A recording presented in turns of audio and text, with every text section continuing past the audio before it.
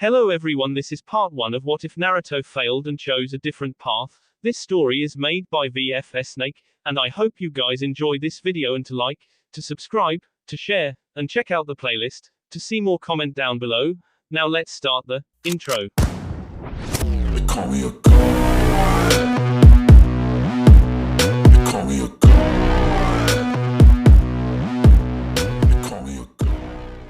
Join my membership, the perks are great. It's in the description. Be sure to like and subscribe, it gives me more motivation. Enjoy. Naruto, at the age of 11, right after failing for the second time at the Ninja Academy, walks home late at night after drowning his sorrow in over 20 or some ramen bowls and heads home to sleep. Not realizing a ninja assassin hired by his landlord in his apartment complex is trying to kill him as he sleeps. Naruto, however, is saved by the most unlikely of people, or rather the most unlikely beings, and from there things change. But are they for better? Or for worse? Naruto walked home late that night as he had drowned his sorrows at the ramen stand, deflating much of his once oversized frog wallet. The slightly smaller frog wallet itself in question had been slowly expanding with money for some time, since most of the village shopkeepers and restaurant businesses chased him out with broomsticks or whatever was in their hands on. On most of the occasions that they did, the objects they would use to scare and chase him out with were sharp ones like knives and sabing-like weapons. The blonde-haired boy was 11 years old and had just finished trying to pass the Genin exam once again at the Ninja Academy. It was an academy where he wanted to learn to be obviously a ninja, to eventually become the all-powerful and almighty Hokage. It was his dream to become a Hokage and then eventually surpass all of them, making him the greatest. Sadly, today had not been his day like the last time he had tried, and this time he had pushed himself twice as hard as the last time. With a fake smile on his face and a happy stomach now filled to the brim with tasty ramen of multiple flavors, Naruto headed home, ignoring the hateful stares of people out at night from both villages and ninja alike. Naturally, Naruto did not like the dark looks from everyone very much, and at the same time he didn't even know why they hated him so much. Well, besides the small pranks he pulled on them every now and then, which were mostly harmless. The most harmful thing he had done was have a few of the stores with customers inside that had been mean to him be temporarily consumed in purple or pink paint after one of his paint bombs went off locked in a scroll when they were opened. Despite their threats that they were going to report to the Hokage about what he did, he was only brought before the third Hokage, noticeably around second or third offense. I'll talk to old man Hokage about giving me help tomorrow, seeing as it's that time of the week when paperwork is the lowest for him, thought Naruto as he had more than his fair share of visits to the Hokage's office for some of his more serious pranks. When Naruto did sit before the Hokage, the elderly man looked at him with eyes that one would see in a gentle grandfather-like eyes that told Naruto he understood the boy's inner pain of being alone and wanting attention, since he did not have the kind and loving parents like most children his age. Unfortunately though, it still did not grant Naruto the immunity of doing several hours of community service on required days under a watchful ninja supervision. The reason was that there had been times when working at a house that the person or people living there had tried to secretly kill or severely injure the boy, forcing the ninja watching from the shadows to interfere on the boy's behalf. That's another thing I have to talk to the old man about. Maybe he will finally tell me and not change the subject like he's done in the past.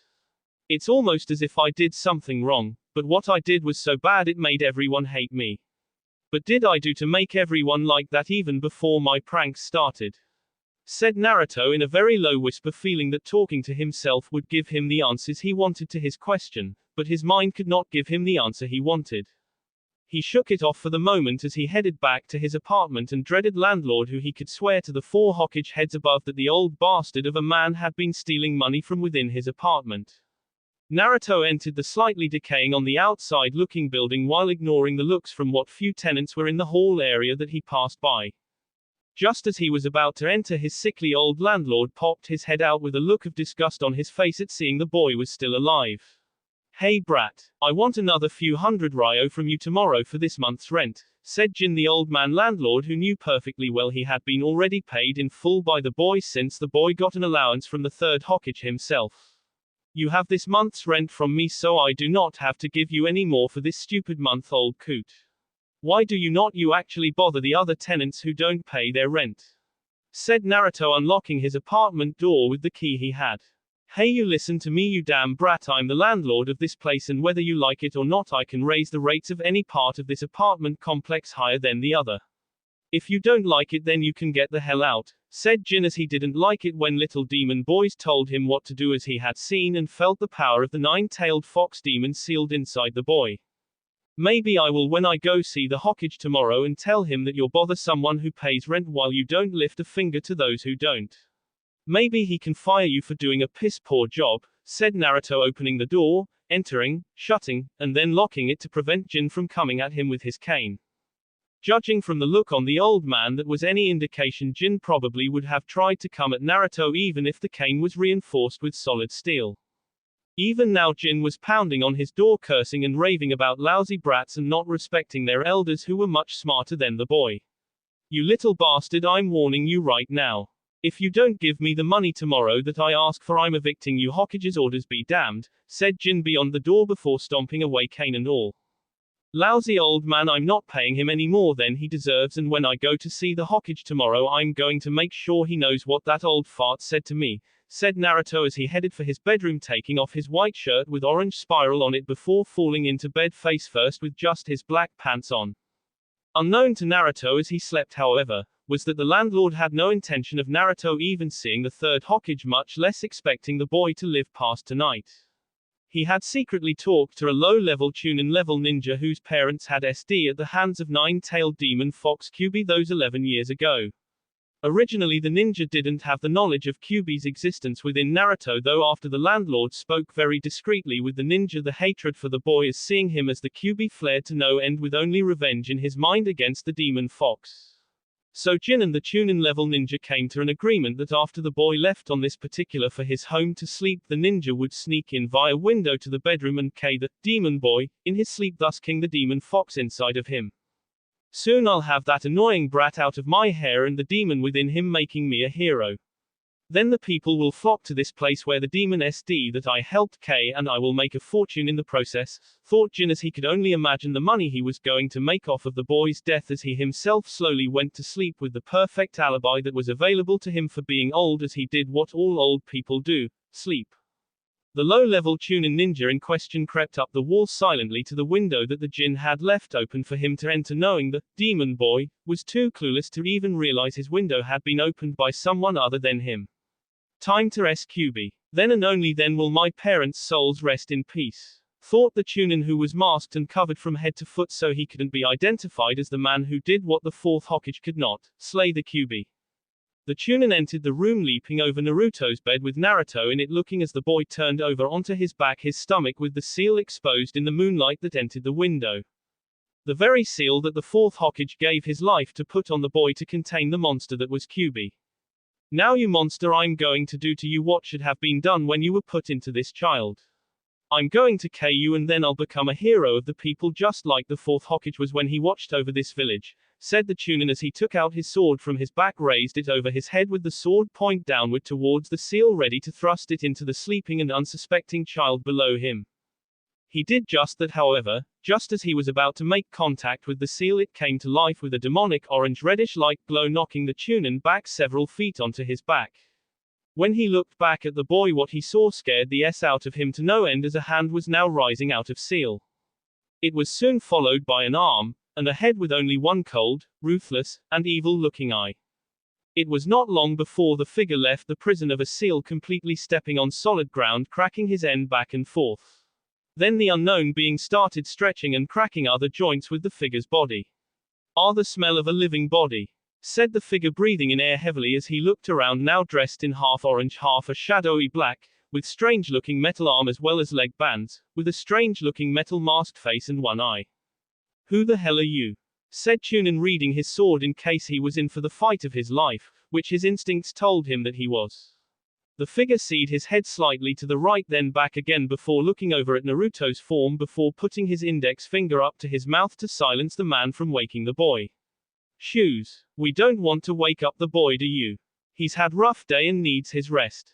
"Double sound barrier jutsu," said the masked figure as he now went through several dozen hand seals before activating the power of the jutsu. "I've never heard of a double sound barrier jutsu.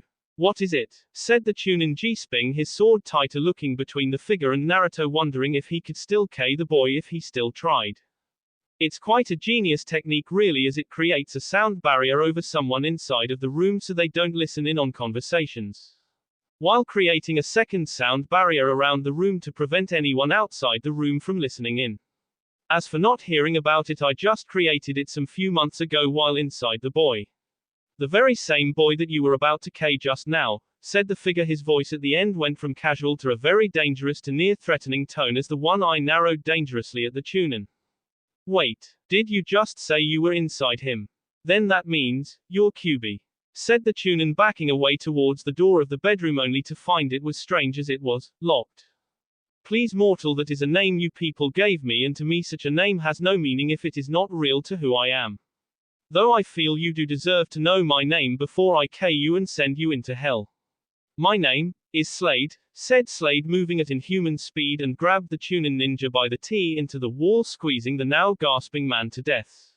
Auto FN, all will be explained at the end of the chapter. I swear. Wait, I have information, said the Chunin, knowing if he could hold out long enough he could somehow escape from this thing, then he could warn the Hokage, which in turn would force his leader to K the boy to protect the village. Depending on what you say will depend on your life's value to me, thus not having me K you in a painful manner, said Slade before kneeing him in the stomach, making the Chunin drop his sword onto the ground. The landlord, Jin, he hired me to K the boy. He did it in order to try and profit from his act. I mean your death, said the Chunin, who now saw two of the QB now calling itself Slade, narrowed its eye dangerously. I'm well aware of that fact, fool. In fact, you are just one of many who have tried to hurt and K the boy when you are not trying to stunt his development at being a ninja. Let us have you try telling me something I don't already know from being inside the poor boy for over a decade, said Slade, punching the man in the side, fracturing and breaking 5 out of 6 of the Chunin's left ribs, making the man want to scream in pain, if his poor T wasn't so hard pressed against Slade's metal-covered right hand. All right. Groans in pain, your vessel, that is. Naruto. He should have passed the Genin exam at the Ninja Academy, not once, but both times. Said the Chunin, whose eyes were closed from the pain that he was feeling on the left side of his ribs as he felt as if one was intruding through his left lung. Really? My now, this little man, this is interesting news. Do you know how they prevented Naruto from passing the Genin exam? Did those who told you what you know so far not give that little piece of information, or did they decide in the interest of secrecy not tell you that little piece of info?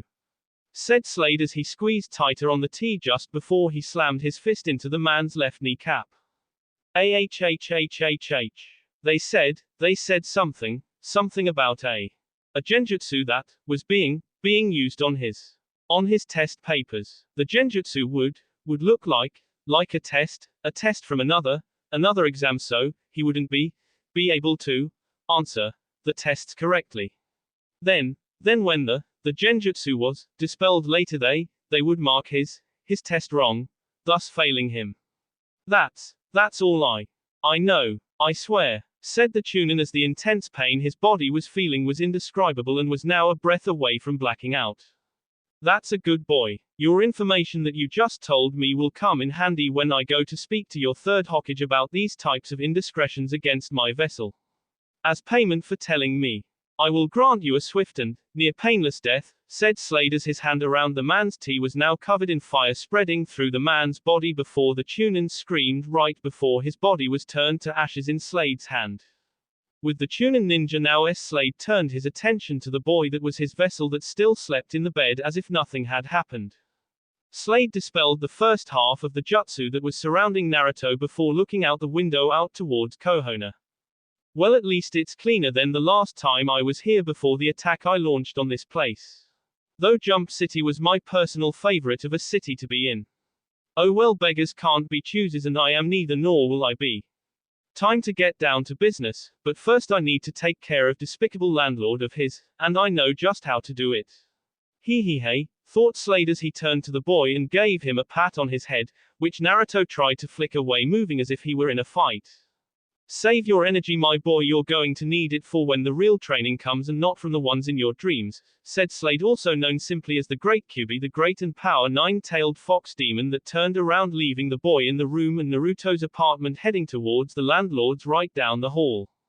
5 minutes later, Jin woke up to the sound of polite knocking at his door and smiled to himself, knowing that the deed was done and the Kyuubi brat, or demon boy, was no more.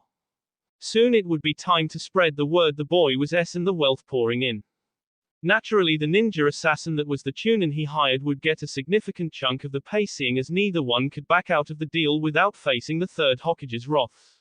However, Jin's smiling face changed when he opened the door, seeing that it was not the ninja he hired, but someone of much taller, stronger, and intimidating stature to him than his assassin ever was.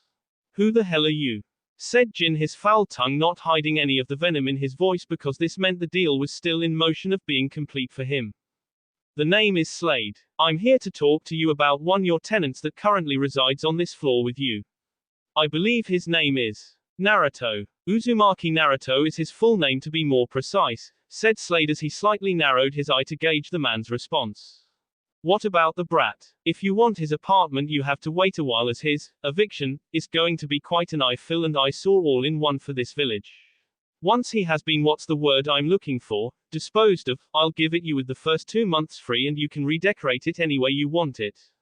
Till then, leave me the hell alone," said Jin, who moved to shut the door only to have metal finger from Slade block the man from shutting the door completely. "I think you have misunderstood me, sir. I am not here in regards to removing Naruto's presence from your housing complex. I'm here in regards to removing you from here and from Naruto's presence," said Slade, who then punched the old man from the gap in the door before the man could react, sending him flying back several feet into a nearby coffee table. "What are you saying, you idiot? Don't you know about that boy? He is the nine-tailed fox demon Kyuubi reborn in a human body. If he is ked now, then he will never grow up with a second chance to chaos a second time," said Jin, who was surprised this man would even defend the beast. "You will forgive me if I don't sound so shocked, as you are not the first person who has said that about Naruto with a different point of view. Nonetheless, you are a threat to the boy and therefore a threat to me, since I live within him," said Slade in a dangerous yet still calm voice as he extended his right hand and let a demonic orange-reddish flame that turned into an enlarged hand towards Jin, grabbing him and sending him into the wall. "Ah, what the? How can you be the Kyuubi? You don't look like a demonic fox to me," said Jin as the flaming hand squeezing his old frail body into ashes and bone dust. "With that remark, I don't know if I should feel like I have been complimented or insulted by you, but regardless, either way, you are thin ice. After all, such flattery towards me will get you nowhere," said Slade, squeezing the old man with his fire extension of a hand. "Wait. If you let me live, I will be your loyal servant and help you get out of that pesky brat you are a vessel of," said Jin, hoping Kyuubi would listen to him if he were offered a chance for freedom from Naruto's body. "Thank you for the offer, but I must decline, seeing as I rather like my vessel and it would be a dishonor to his father and mother if I didn't protect him from people like you," said Slade as he continued to squeeze even more of what remained of life out of the old man before the old man was nothing more than what he was aiming for, ashes and dust. "Now that is taken care of, I need to make sure no one goes investigating, which means I have to destroy this place while at the same time take Naruto somewhere where he can have a solid ironclad alibi. It wouldn't really hurt to have as a precaution in case he is accused of doing it because of my shining influence. People always used to say be careful of faulty wiring," thought Slade as he went over to the TV with the plug behind it before peeling away the wiring and making it catch slightly on fire, but he put a small, but still quite powerful containment jutsu barrier around the fire so when the time came it would spread when he removed the barrier with a mere mental thought.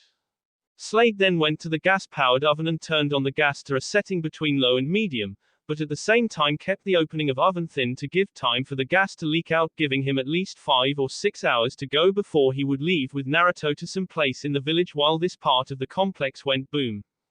"Now for phase 2 of the plan," said Slade as he left this apartment and went straight back to Naruto's, as there were some things that needed be said then and now. Naruto stirred slightly in his slumber only to find that someone was jostling him from his sleep rather urgently, causing him to wake up. Out of instinct, Naruto tried to punch the unknown figure in somewhere on the body, whether it was the person's face or someplace else. He wasn't exactly the most liked person in all of Konoha after all, and his landlord was proof enough as it was. What Naruto felt with fist connecting with when his mind became more conscious was a metal-covered hand, or rather palm, now closing around it slowly. "Who's that? Who's there?" said Naruto, trying to remove his trapped fist from the enclosed palm while trying to see clearly in the darkness of his room.